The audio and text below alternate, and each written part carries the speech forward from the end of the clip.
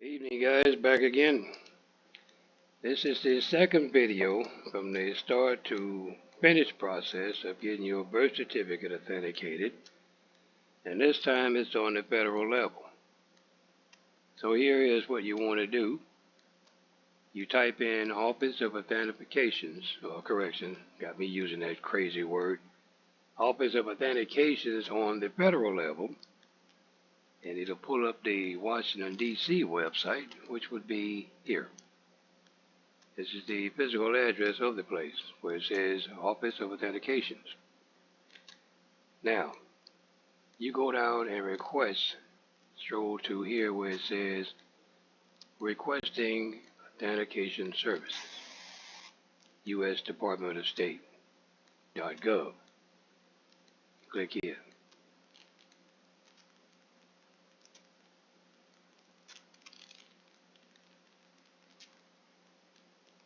Now, this is the federal website where it says Requesting Authentication Services, and it tells you what you need in order to get this done. If you need an authentication certificate and or apostille, what you want to do, what to include in the request authentication by mail. This is where you're going to have to read this because everything you need is in the drop down menu over here. Now right here, what you're looking at, it says complete the form DS 4194. DS stands for Department of State. That's this Department of State form. This is the address that you're going to mail it back to. Office of Authentication, U.S. Department of State, 44132 McChrist Circle, P.O. Box 1206, Sterling, Virginia. This is the mail sorting facility.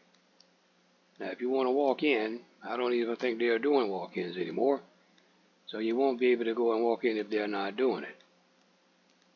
So this says you will receive an update when your package arrives in the Sterling, Virginia postal facility.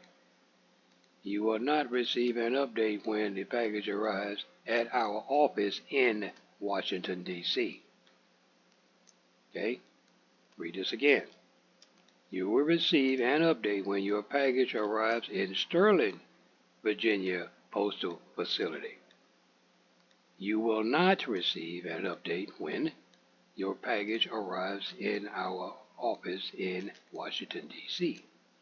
So that clearly means this is have to go there first. Excuse me.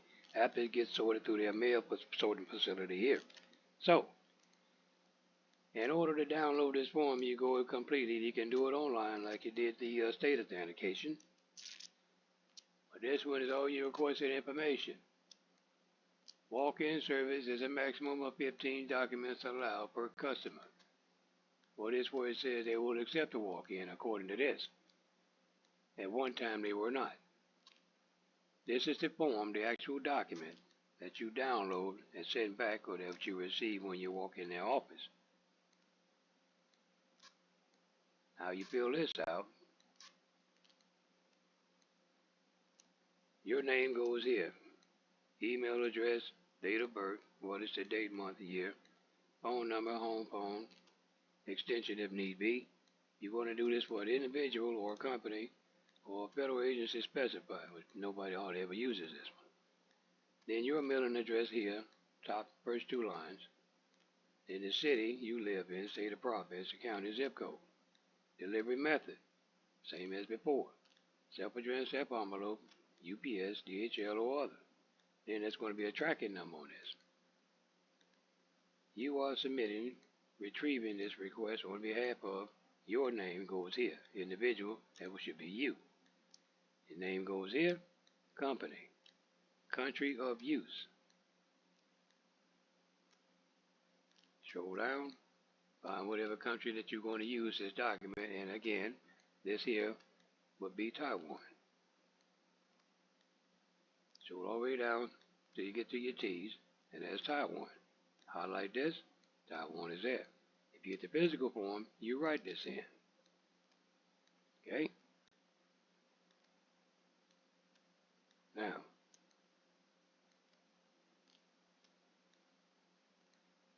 how many documents you're going to send. You don't fill out anything here. Your document total is how many documents you're sending, and there's the required fee for each document. So if you're going to send one, it's 20. You're going to send 5, that's 100. So you put it in the number of documents you're going to send, it automatically calculates the estimated price.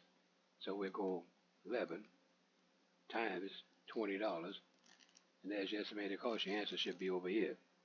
Okay? Now, this form here is for additional use if you have more than one request to send in. But normally, you only send one of these. And this one here is the DS 4194, which is the Department of State, and that's their reference number of revision 01-2023. It's last year's version.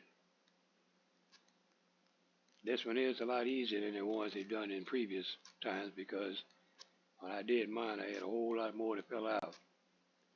Because a lot of people made the mistake of putting Taiwan here in their mailing address, and the second block should have been down here, but that form was different from this one. This is the finished process of getting your birth certificate authenticated on the state and the federal level. This is the request for authentication services on the federal level. Where you see anything looks like this, that's the federal. That's how you know the difference between the two. And by all means, as I say before, make sure you use your words carefully. And not that crazy talking about authentication. There's no such thing as authentication, because you can't authenticate something and certify it at the same time. You have to be careful with your wording, especially when you explain things to people. The English language is tricky enough as it is. So we're not going to go say, I'm not going to try to trick it up anymore. I'm going to tell you the difference in the words. If you don't know what a word means, look it up. Find the meaning of the word. If it helps, look up the root word. And pronounce your words correctly.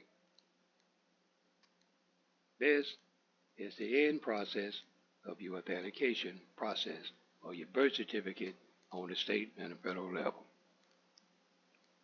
In the future videos, I will show you how to do the video for your status correction and show you how to correct it yourself. If you don't want me to do it or anybody else, then I'll show you how to do it yourself. So until then, guys, have a good day. Cool runnings. Thanks for watching.